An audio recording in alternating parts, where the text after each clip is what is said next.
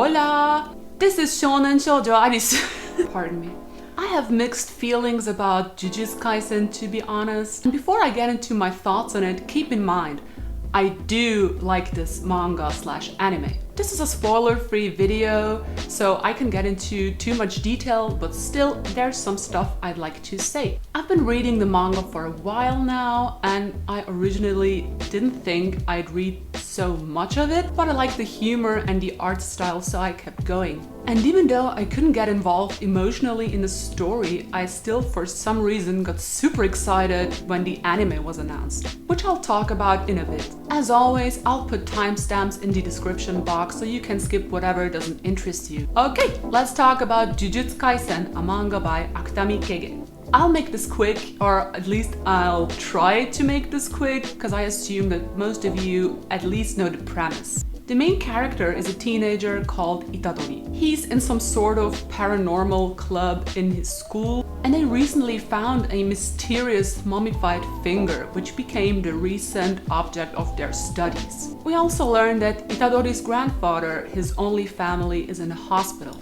The grandfather's dying wish was for Itadori to help people since he's strong. And this scene was actually pretty good, I think. The grandfather seems to be a person who doesn't usually talk about things like that. And the scene felt pretty light at first, but then he turned away and told Itadori to help people. Even if it's not a lot of them, and even if he won't be appreciated for it. With this, he installs a sense of responsibility in Itadori. And after having just dealt with the fact that his grandfather passed, a boy appears in front of him, asking him about the finger from before. The boy explains to him that the finger is dangerous and belongs to a curse. He also explains what curses are and that they manifest at places where there are a lot of people and emotions. And also that he's part of a group that exorcises these curses. Itadori tells him that he doesn't currently have the finger with him and that his friends at school have it.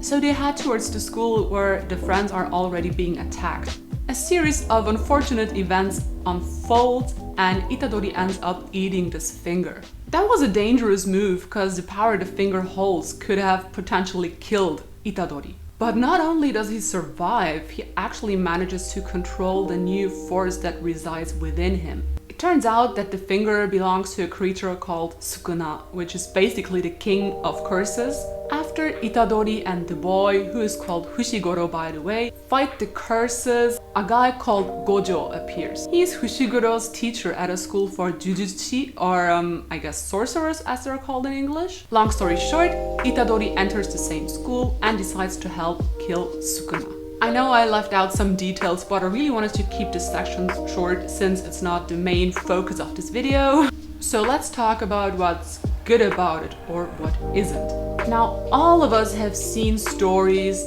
that involve these very elements before. A guy with special abilities and an opportunity to use them. Then there's also magic, friendship, a learning process, and so on. It's not something that is hard to come up with. But the thing about Jujutsu Kaisen is that even though it's pretty much a classic story, it's just executed very, very well. I mentioned before that I like the humor. It's not a loud or an annoying kind of humor, which is refreshing, and it always happens at the right place at the right time. Making a farce out of everything has become sort of a trend in the West recently, so that nothing can be taken seriously anymore. So I'm always happy to see a good balance between gravity and foolishness. One thing that I like is that it's set in the real world. They don't travel to another world or switch between them or whatever. And this gives the story a sense of realism, even though they use magic. Some arcs are more interesting to me than others. The tournament arc was boring to me, whereas everything with Mahito is way cool. I hope his voice will be cool too. So if you don't have the most original idea, you can of course reuse all the elements you've liked before without adding something super original to it. You can do that, but you'd have to be the best at taking only the best elements. Essentially being the best at being generic. If you want to be successful, that is. And I think Jujutsu Kaisen is exactly that. It's a generic shonen, but is currently the best at it. Now let me elaborate on that for a bit. So what happens in shonen typically? It's always either one of the following two things. 1. The MC has a dream which involves being the best at something. Whether it's becoming a hero, Hokage, or Pirate King. So the story that unfolds before us is the path that the MC actively chose, right? With the second scenario, the MC is forced to embark on a journey where he has to become strong and fight or use his ability. And he's forced to do that for reasons beyond his control. Maybe he has some sort of power nobody else has. He might be the chosen one, destined to save the world. Or is physically stronger than most people. Jujutsu Kaisen belongs in the second category, since Itadori never had any ambitions to become a jujutsu. And in that sense, it's very typical.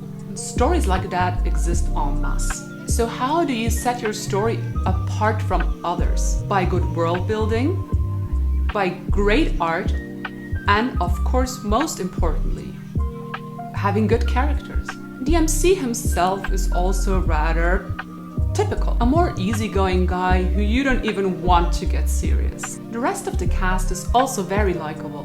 Nobody is a Sasuke type of asshole, which is always good because that trope has gotten really boring.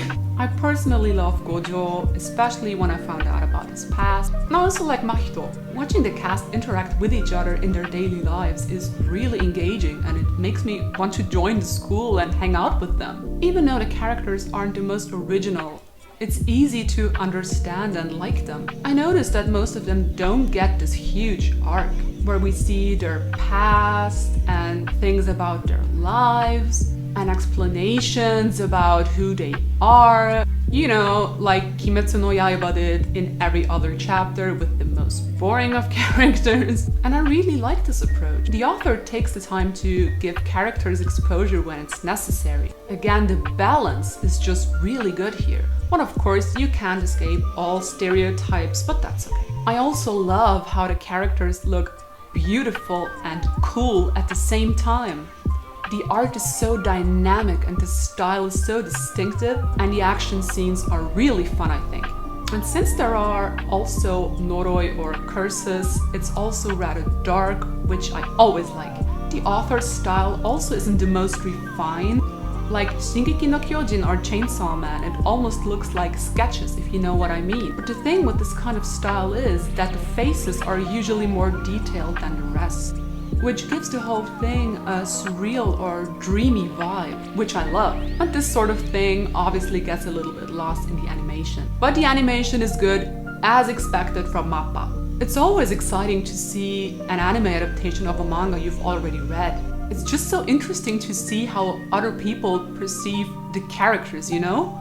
Especially when it comes to choosing the music and the voice actors. I think that is such a fundamental part when it comes to perceiving a character. And the choices here are pretty good. It's more or less what I imagined them to sound like. But I always feel like in anime adaptations, the stories and art can lose a bit of their darkness. I mean, obviously it's all in color, so it's no wonder.